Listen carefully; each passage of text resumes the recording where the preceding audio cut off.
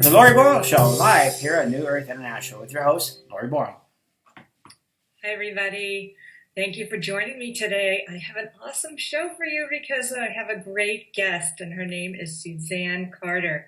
And I call Suzanne the Intuitive Millionaire because she started businesses with no business experience whatsoever and grew them and sold them. And she did it all through her dreams, her prayers, and using her intuition. That's how she guided herself. She was guided through these business opportunities. And her motivation was the love that she has for her daughter. So we have a great show for you. And welcome, Suzanne. Well, thank you. I'm very happy to be doing this with you. Yeah, you look great. Did you get your hair cut? No. Oh, you didn't? Oh, looks nice. Thank you.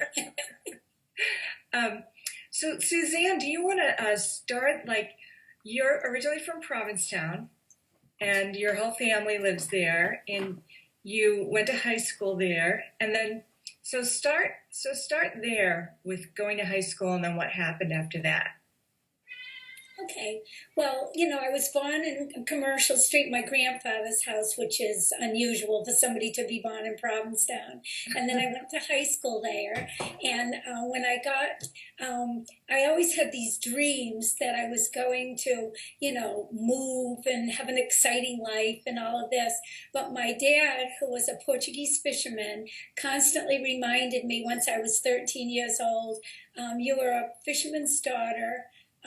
Your lot in life is to marry a fisherman, to have children. The circle will continue, so don't get any bright ideas. So that's kind of, what I was told repeatedly.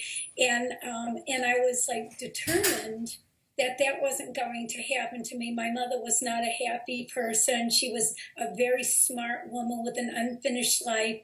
And I was determined that I was going to see the world and do something else. Well, along the way, what actually happened, I went from being a high honor roll student to at 15, I started to get in with a group of people and I started to take drugs. So I actually became this person that I was kind of told that I would be, not good enough, don't get any bright ideas or anything. And I became this person that became a drug addict. I started off smoking marijuana. Back in the 60s, that was a whole big thing back then. And then I started taking different drugs like codeine and LSD and stuff. And so I became exactly what I was told I would become. Really no bright ideas, don't get any bright ideas to do anything special. So that became my journey, the life of drugs. I was expelled from high school. By the grace of God, I was allowed to graduate, which turned out to be a very important thing in my life. And then when I graduated from high school, my three friends and I headed out to San Francisco to Haight-Ashbury with flowers in our hair. I had very long hair then. and that became a new direction and a new journey. So that was great. But you kicked your drug habit, though. You just kind of went cold turkey, didn't you? Well, what happened is I went from doing drugs in high school to once I was out in California, it was the land of the drugs in Haight-Ashbury, and I became a heroin addict. So I went on to, again, I always say now, bad association spoils useful habits. So I ended up with people who were heroin addicts, and I became a heroin addict. And so my life became about finding money to buy drugs, to get high, and then the next day it would start all over again. And that became our life. That was our life. And I got really good at asking for spare change on the streets for food. We all did. We do whatever we had to do to get food. That was back in the day. You do things now that you wouldn't do. But anyway, one day I woke up on a disgusting, filthy gas station bathroom floor on Van Ness Avenue, where we had just gotten high with our heroin. My friends actually stuck the needle in my arm. I went unconscious, and they left me to die. You know, they must have gotten afraid or whatever happened. And I woke up, and I was lying there, and with a needle sticking out of my arm, and I thought, oh my God, this is what my life has become. And although that sounds like a horrible, horrible thing, which it is, it turned my life around. You know, I stopped doing drugs. I knew that I wanted more out of life than this kind of life that was totally unproductive. And so I kind of stuck my thumb out on the road. People were driving to Boulder, Colorado, and I ended up going with them to Boulder, Colorado. I had no money, no clothes, no anything, but I knew that in order to get away from the drugs, I would have to get away from all of the people that I knew. So that's what happened. Oh my goodness. Were you able to like stop on that day and not go back to the drugs? Yep, I never did another drug again in my life. And I looked at it now, of course, as I got older, I looked at it like that was the biggest blessing for me. Like I had a purpose in life, and my purpose in life was to do other things, and it wasn't to be in this drug world. And so I was very fortunate, unlike many others.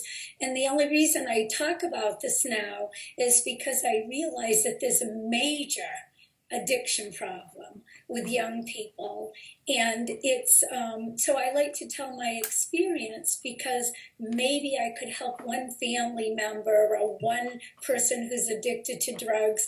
Maybe they would hear my story and decide to change like I did. Yeah, it's a nightmare of a life. You know, we just saw a screening of the movie called Not Yet, and it's an anti-drug film, and it's based here on Cape Cod with people who live here. And, you know, these poor people, once they get sucked into that, that's their whole life, is trying to get that next high. And it's an awful, awful experience for them. And they have a really hard time getting away from it. But you were lucky that you could just quit. But then you went on to nursing school, right? Yes, I did. Eventually, I would return to Cape Cod, and I would end up driving my friend to Miami. She wanted a ride. I had my little Toyota Corolla, and I drove her to Miami. And then eventually, for a while, I was living in my car, because, money was limited, scarce. And then in the end, I ended up getting a job as a nanny, and I took a job in the Miami Heart Institute as a nurse's aide. And I felt really worthwhile. I think that's the first time in my life I began to feel worthwhile. It was like I was able to take care of these vulnerable people who had open heart surgery or who were very sick. And even though I was just like a very low-level nurse's aide, it made me feel like really happy, and I would leave my job after my 8 hours feeling like I really accomplished something great. So I went on to become a registered nurse. Mm-hmm. Good for you. That's wonderful. And then you met Simon. Well, along the way, some years later, after I finished nursing school, and I ended up meeting Simon. Simon was a Russian immigrant, and he became the love of my life. My daughter is my true love of my life, but he was the love of my life. And I ended up having this long distance relationship with him. He lived in Montreal and I lived in Miami. And in the end, after, quite a while, I ended up moving to Montreal to be with him. Mm-hmm. I left my job and I moved there. And then fast forward, eventually I had my daughter, Mara. She was born, and she was born with a lot of challenges, including being blind and having a rare condition, and where everybody died at a young age. And, so that became the journey of my new path in life. We're always on a new path, so that became that new path, like taking care of her and being a mother, which was brand new to me. I really didn't know anybody who had children there, and I was 27 years old, and, so that became my new journey. Mm-hmm. And that is when you started to pray because you wanted to take care of her. You didn't want her to go into an institution because she had so many problems. And like you said, her prognosis was dire, really. But now, Yes.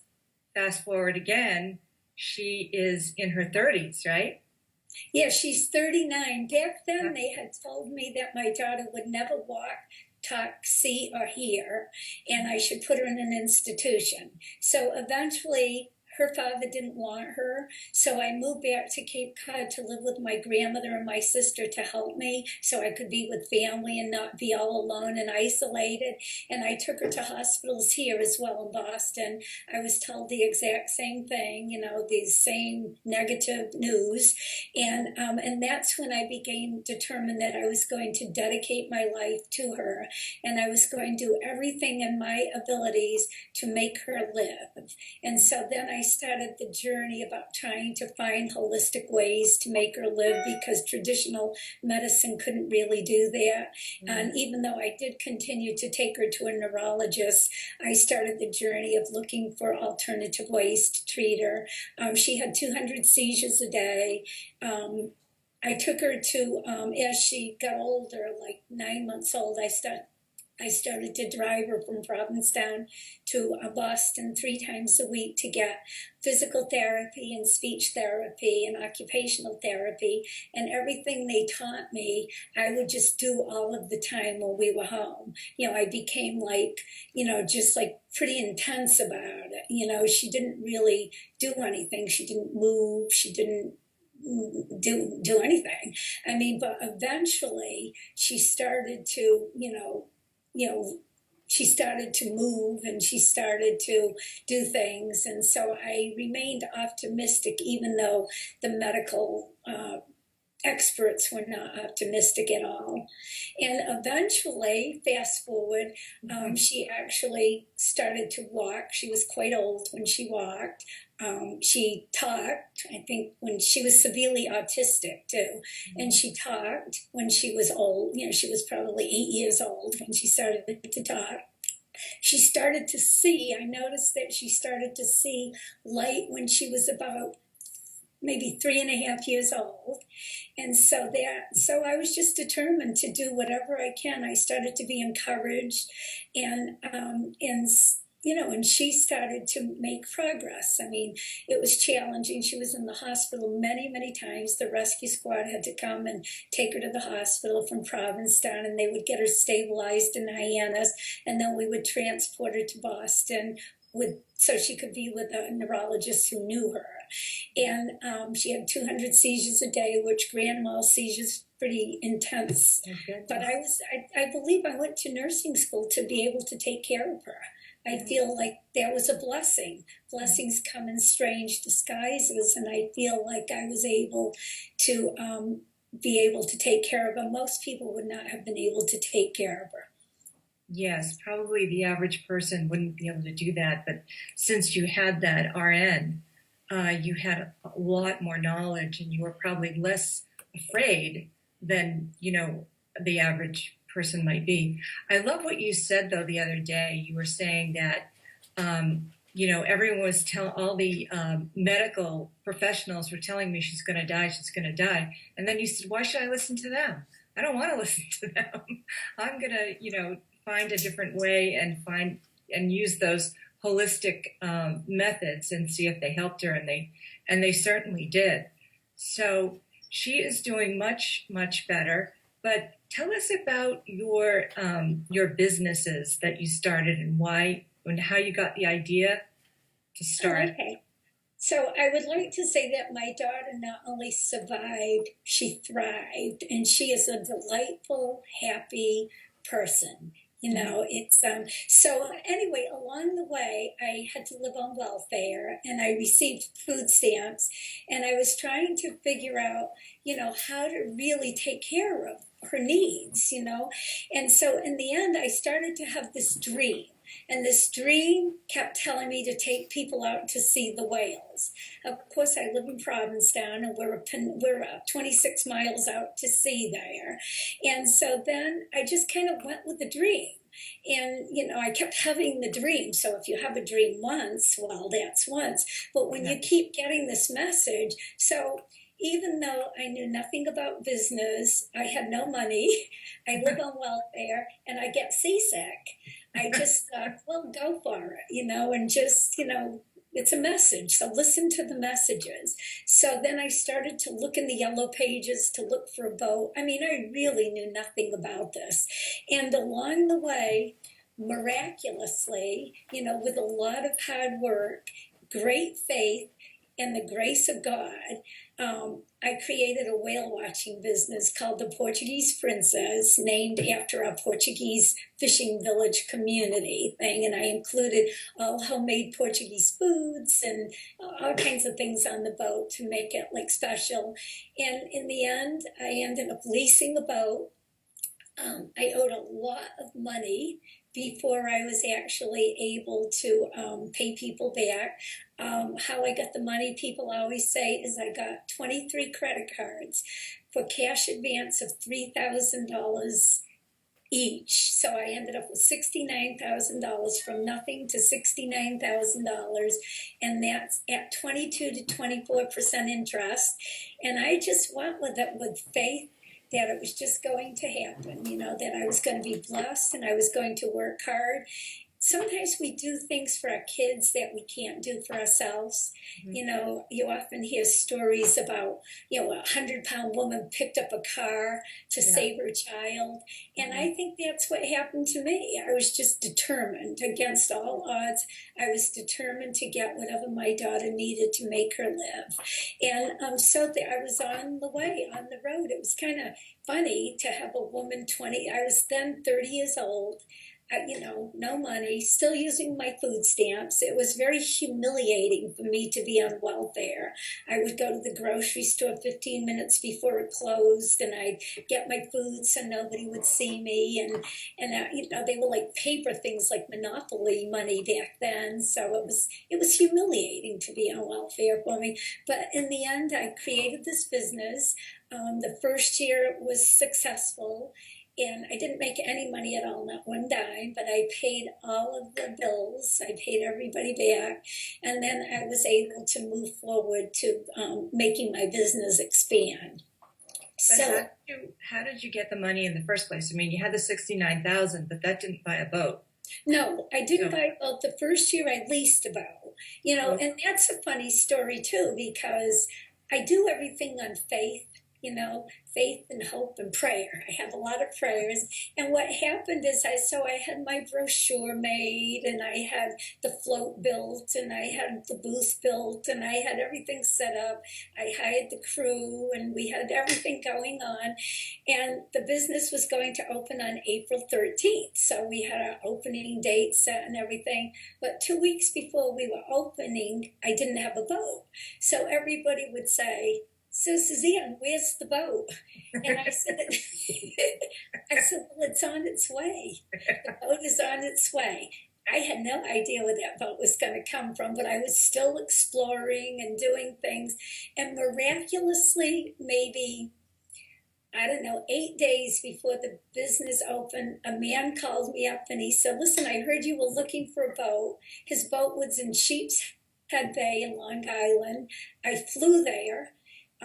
The deal that he had with somebody else fell through, and here I was with this brand new aluminum boat, high speed, fast, perfect boat. So there comes the blessing again. You know, it's like if you have faith, sometimes things just happen. So I ended up with this boat and a captain who came with it. Oh, that's right. So it was awesome. So that was even better, right? And so, you know, because what do I know about boats? I don't know how to take care of engines, and I don't know how to anything about. I mean, I get seasick. I had to take Dramamine sitting there selling tickets in my little booth because it was, just the ocean moving made me feel seasick. So that's what happened with that the first year. The second year, we had a lot of trouble with that boat. I have to say, we lost a lot of days. So the second year, what I did is I decided to build a boat, even though I still had no money, knew nothing about building boats. And so what I did is I went to Brooks Brothers in Boston and I bought this little business suit. I never had a business suit in my life. And I put it on, and every day I would get dressed and I would start in Provincetown and I would go to banks, one bank at a time. And I would ask them, to loan me money to build a boat. And they all looked at me like I was like kind of a crazy woman, and I should really go home and take care of my daughter. And, it was not very encouraging. Mm-hmm. So after going to 26 banks, I was just about, ready to give up. And then somebody told me, go to this bank in Gloucester, the Gloucester National Bank. It was a privately owned bank. So I drove up there. I met with this wonderful man. His name was Jack Kennedy. He was the president of the bank. I think he liked my passion and enthusiasm and my story. And he said, you know what? He said, if you can get a boat building company to build this boat, he said, with no money in advance, because boat building companies are notoriously, go out of business and don't follow through and stuff. And he said, and I can get the SBA to back some of this loan as you being a minority in business, a woman in the boating business. He said, we'll do it. Well, geez, I have to tell you, that was like I was jumping for joy. This was in December, and keep in mind my business was going to open in April, so we were kind of cutting it close. And so I was just so happy, and I thought, how am I ever going to get this boat? I mean, where do you go to build a boat? Like, I don't even know anything about building boat. But that doesn't really deter me. I just continue on. When I was driving back to Cape Cod, for some reason, my car turned into the Marriott Hotel on Long Wharf. Now, that was really strange because I didn't have the money to stay at the Marriott Hotel. That was like an expensive, hotel. I don't think I've ever stayed in a motel or a hotel in my life until that point. And then I drove in and I just checked in and went there. And the strange story is in the middle of the night, there was a fire alarm went off. So I opened the door to see what was going on, and there was a gentleman next to me who opened the door as well. And he said, listen, you better get dressed, and we'll go downstairs and see what's going on. So I went downstairs with him, and you'll never believe this, but he turned out to be an aluminum boat builder in Lafitte, Louisiana. I mean, what chance is that happening? Like next to none. And so it's like, so anyway, so we got to talking about the boat, and I said, well, could you build a whale watching boat? He said, we can build anything out of aluminum.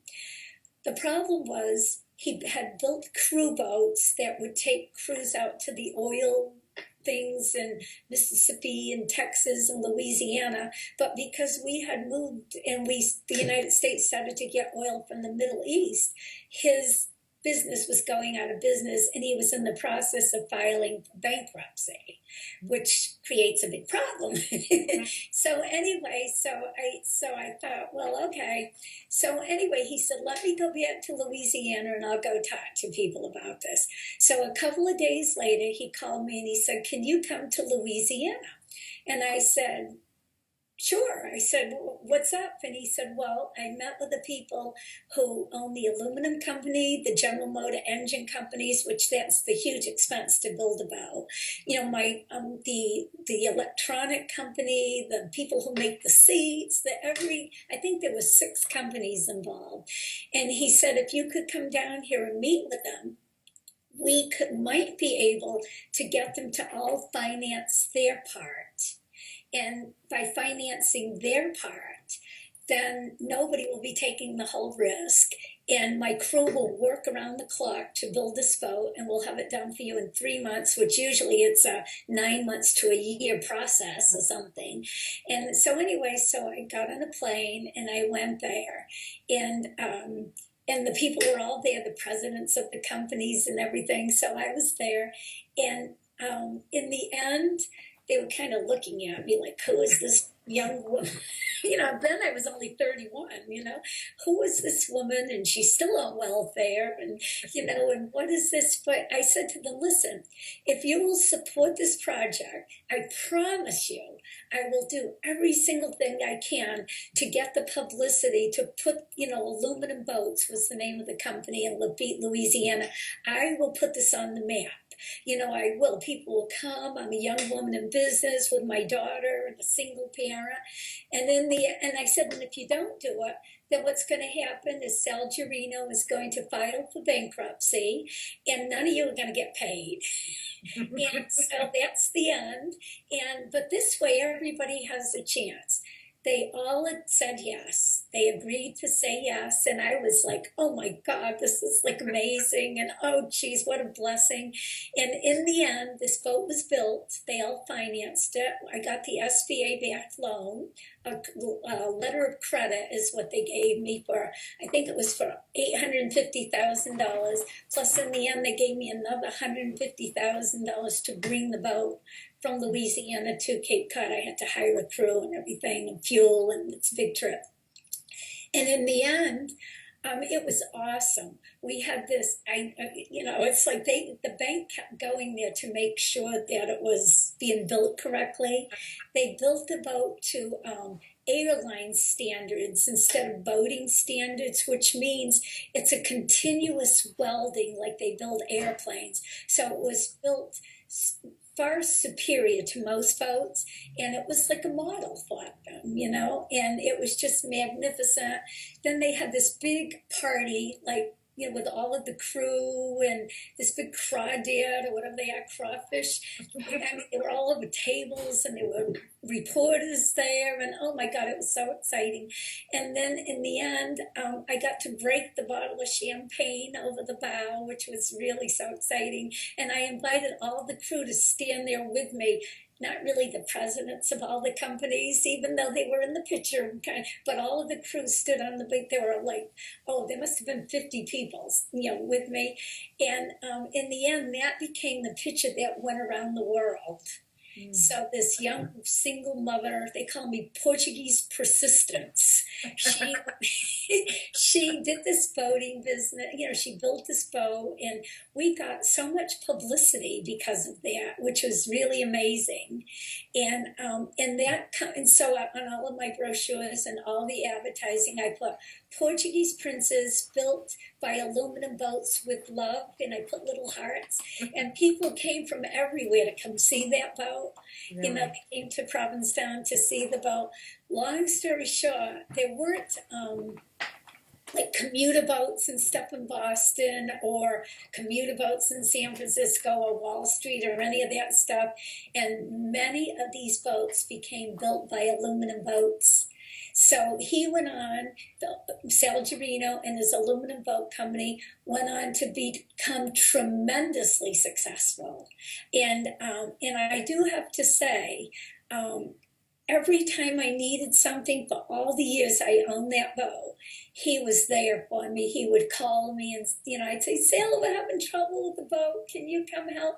He'd send us Foreman and Kenny up immediately the same day or the next day. He'd troubleshoot. He would get the parts. Federal Express them overnight, fix the boat, work around the clock till it was done.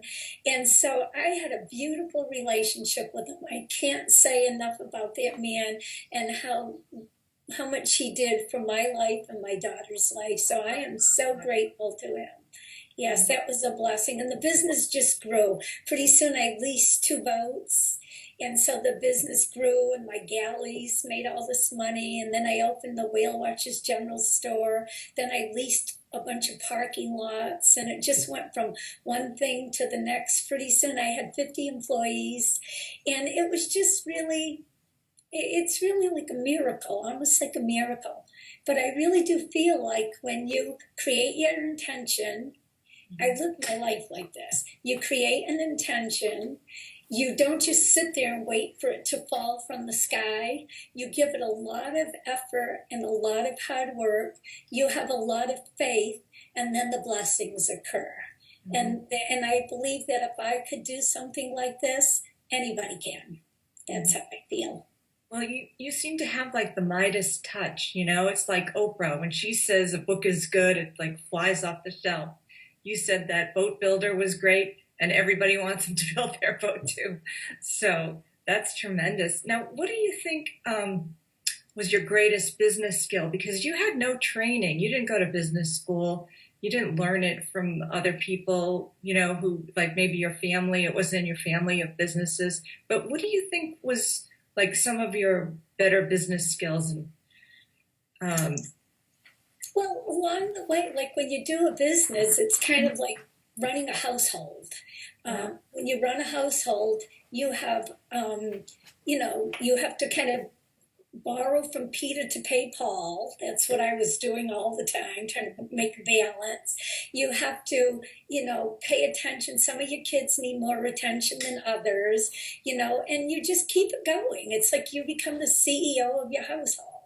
And to run a business, what I discovered is very similar. I always tell people it's like you have to think ahead, you have to plan ahead, you have to have faith, and you have to just keep everything going. And things come up that you would never have thought about. And the way that I looked at it is if I kept putting all of my energy forward and I kept planning and coming up with better ideas and, better marketing ideas. I knew nothing about marketing, but I kept coming up with ideas that worked. And then it just kind of works good. And the other thing I discovered is really good people come to you when you really need them. When you think that they're not going to come to you, all of a sudden, miraculously, these wonderful people just appear to come and help you. So I feel like being successful in business is treating your staff like their family and like you want to be treated. That's how I look at it. I treat them like I want to be treated. And I feel like any businesses that I have ever had, they work really hard, just like the business belongs to them. Mm-hmm. And I feel like that's just how business grows, being kind to people, being generous to people. And I feel like I can't get on a boat and drive it. People say, well, how can you do that? Well, I can't go get on a boat and drive it. I don't know anything about boats. I can't go and do I'm not an engineer. I'm not a mechanic. I get seasick, right? But you hire the right people to help you. And that's an important thing in any business, to find the right people that are really dedicated to the job and dedicated to the business or the mission. And I think anybody can do that. If I can do it, I really feel like anybody can do it. So it's not like I have those skills. I just developed them along the way with a lot of help from my friends.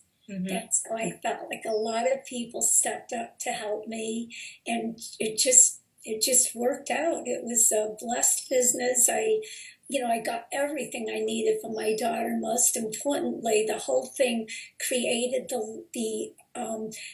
the opportunity for my daughter to get what she needed in her life.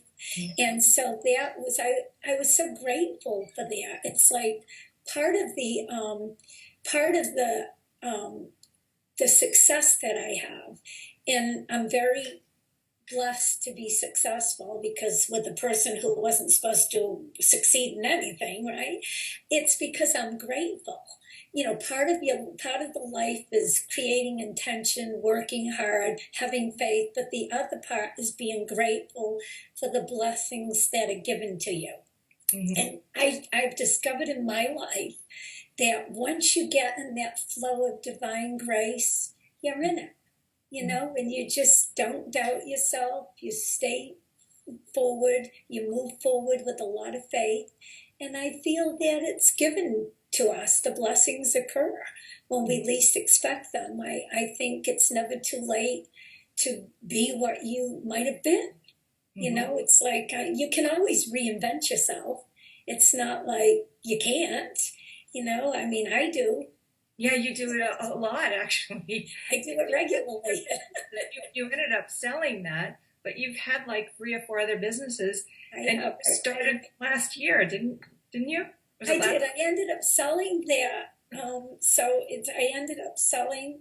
I did the whale watch for 13 years, and I ended up selling it, the whole thing, because I was ready to retire in my young 40s, and that was it for me. I needed to, you know, have a break. I worked very, very hard, and so I sold it, and I was retired. But retired, I traveled, and my daughter was doing great, you know, and everything was just really good. And I traveled, and then I realized that I was longing to help people. I really needed to help people. What am I going to do to help people? My life's purpose is about helping people, and how can I help people?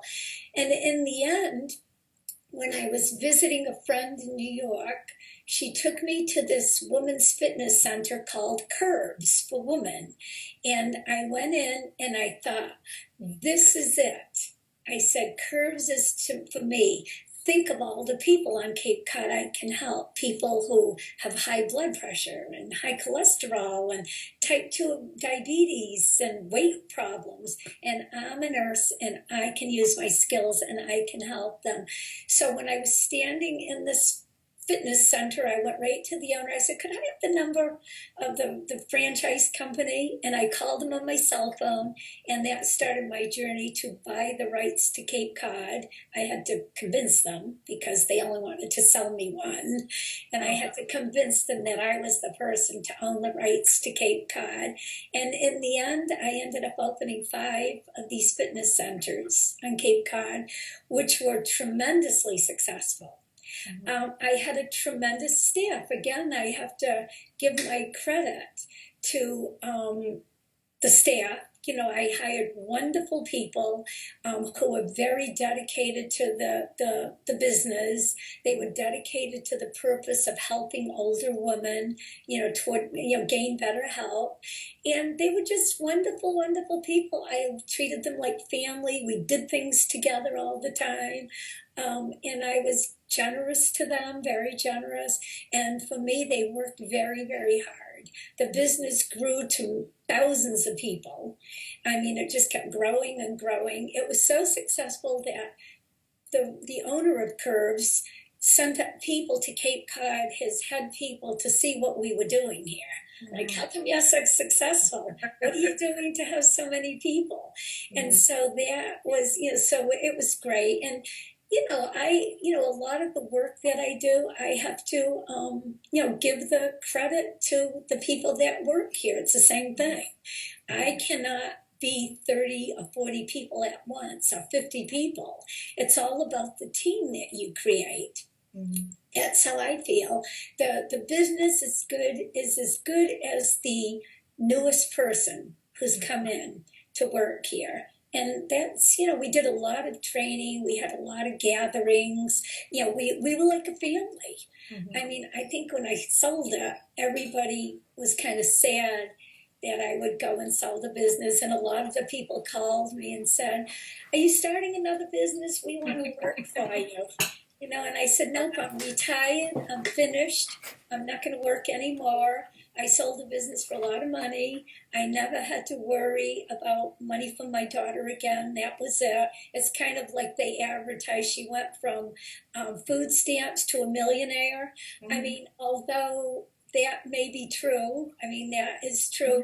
My life became a very simple life. I lived very simply. I sold my big house. I live in a small house. I sold my fancy Mercedes. Just my whole life became simpler, and I love it like that. I meditate. I go to Buddhist things, and I just feel like simplicity is how I wanted to live my life, with the knowing the peace of mind that I have saved this money for my daughter to live the rest of her life. So that is really a huge blessing, and it was a tremendous release of stress from my shoulders. How is my daughter going to live if something happens to me, and what's going? So I didn't have to worry about it. I was retired permanently, relatively young. I retired in my young 40s, then I retired. I retire like every 7 years. It seems to be my every 7 years I decide to retire. And then so look at me. I'm always recreating my life. So anybody can do that. It's not like, anybody can do that. You just gotta, it's the old saying. If you think you can, you can. And if you think you can't, you can't. And I just think I can. We just have to get in that positive mindset, and then we can really do anything. And that's how it is. So I retired, and I retired for years, and that was it. I was completely finished with working until I wasn't. It's like, okay, now what am I going to do? Because I went to see the Dalai Lama one time. Oh, really? And I love the Dalai Lama so much. And he said, the purpose in life is to be happy. And the only way anybody can be truly happy is by serving others. And serving others is what it is to make your soul happy.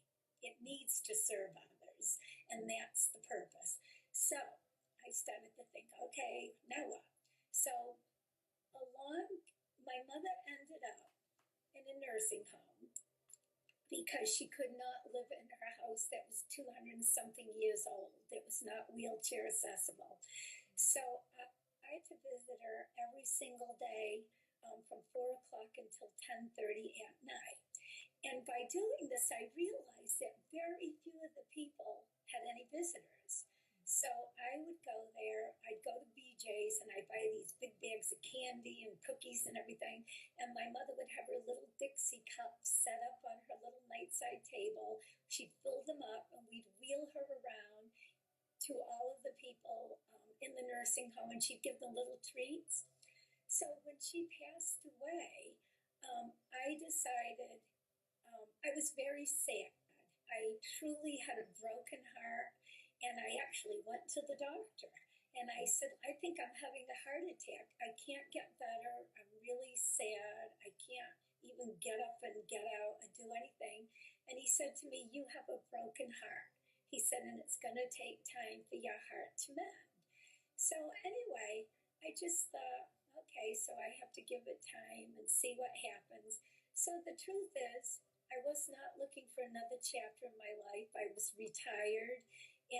But the truth is, sometimes another chapter in life finds you. So I decided that I was going to create a company called Flower Angels. It was going to be a nonprofit charity, and I was going to do it in honor of my mother's memory with the money that she left me. And so that's what I started to work on. I called my friend, and she said, I'm in, and so we started one bouquet at a time. Like, I started to create the nonprofit and the this and the that. And then in the end, I started to buy flowers, and I went to a thrift shop and I bought vases. And we started to make bouquets, and we were not talented bouquet makers. They were pretty awful, as a matter of fact. I think, God, these are so ugly. Do you think we can deliver them to anybody? And then I called up some friends who had florist experience, and they came and made these magnificent bouquets with us. And then we delivered to Provincetown in honor of my mother's memory. And from there, we did this vase drive. We raised 20,000 vases, and then we did this.